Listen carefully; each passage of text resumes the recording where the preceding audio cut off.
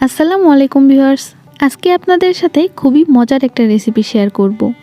আমার আজকের রেসিপি হচ্ছে মোচমোচে আলুর রিং সমুচা বা আলুর রিং পিঠা। এটা তৈরি করা যেমন সহজ তেমনি উপকরণ একদম হাতের নাগালেই। চলুন তবে আর কথা না বাড়িয়ে পুরো রেসিপিটা আমরা দেখে নিই। প্রথমেই আমি এখানে নিচ্ছি 2 কাপ পরিমাণ ময়দা।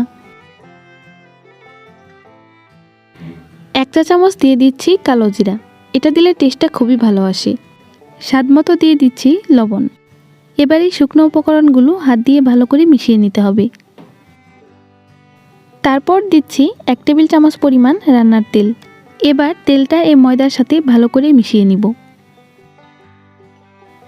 এবার অল্প অল্প করে পানি দিয়ে আমি একটা ডো তৈরি করে নিব।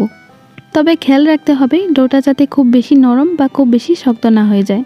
আমরা নর্মাল রুটির ক্ষেত্রে যেভাবে ডোটা তৈরি করি এটাও ঠিক সেরকমই হবে। আমার ডোটা তৈরি হয়ে গিয়েছে, এখন এটাকে ঢেকে 15 মিনিটের জন্য রেস্টে রেখে দিব। ততক্ষণে বরং আমরা এর ভেতরের পুরটা তৈরি করে ফেলি। চুলায় একটা প্যানে আমি 2 টেবিল চামচ পরিমাণ তেল দিয়ে দিয়েছি। তেলটা গরম হয়ে এলে এতে দিয়ে দিব 1/2 চা চামচ পরিমাণ পাঁচফোড়ন। এখানে আমি আস্ত পাঁচফোড়নটাই ব্যবহার করছি। পাঁচফোড়নটাকে তেলের মধ্যে ভালো করে ভাজতে হবে। এখানে আমি দিচ্ছি 1/2 কাপ পরিমাণ পেঁয়াজ কুচি, আর পেঁয়াজটাকে একটু পাতলা করে কেটে নিতে হবে। 1 টেবিল চামচ দিয়ে দিচ্ছি কাঁচামরিচ কুচি। এবার এগুলোকে একটু তেলের মধ্যে ভালো করে নেড়ে চেড়ে নিচ্ছি। পেঁয়াজটাকে একদম লালচে করে ভাজার কোনো দরকার নেই, জাস্ট একটু নরম হয়ে আসা পর্যন্ত অপেক্ষা করতে হবে। এখন এতে 1 চা চামচ দিয়ে দিচ্ছি আদা বাটা। হলুদের গুঁড়া দিচ্ছি 1/2 চা চামচ।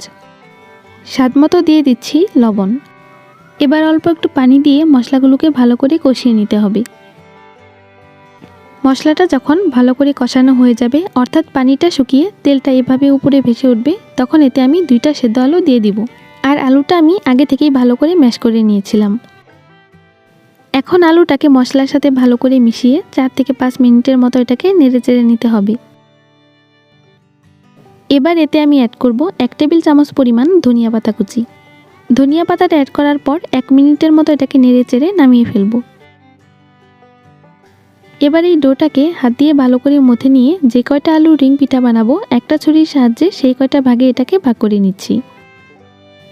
এখন সেখান থেকে একটা ডো নিয়ে হালকা একটু তেল দিয়ে এটাকে বেলে নিচ্ছি।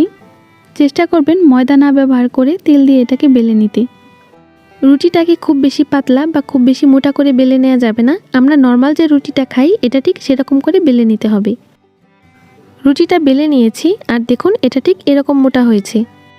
এবার একটা ছুরির সাহায্যে রুটিটাকে আমি 4 কোনা করে কেটে নিচ্ছি।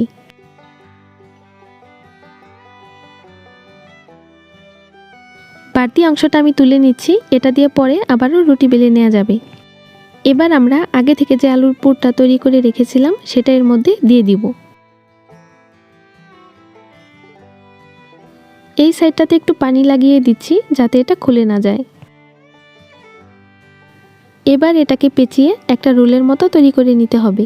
এই পিঠার যে প্রসেসটা সেটা আসলে বলে বোঝানো যাবে না, আপনারা স্ক্রিনে একটু ভালো করে লক্ষ্য করলেই বুঝতে পারবেন। এই 2টা সাইডে হাত দিয়ে ভালো করে একটু চেপে চেপে লাগিয়ে দিচ্ছি। এখানে যে বাড়তি অংশটা রয়ে গেল এটা একটা চাকুর সাহায্যে লম্বা লম্বা করে কেটে নিব।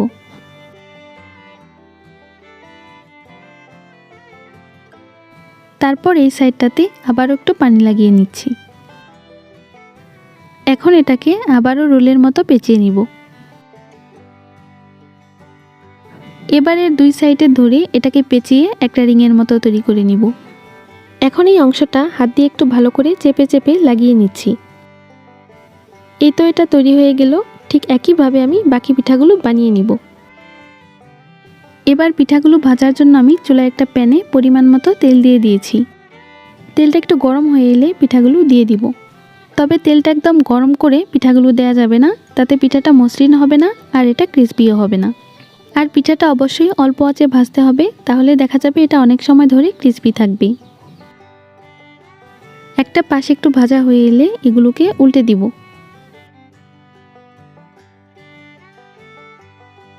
এভাবে কিছুক্ষণ উল্টে পাল্টে ভাজার পর যখন দেখবেন এতে খুব সুন্দর একটা গোল্ডেন ব্রাউন কালার এসেছে, তখন এগুলো তেল থেকে তুলে নিতে হবে।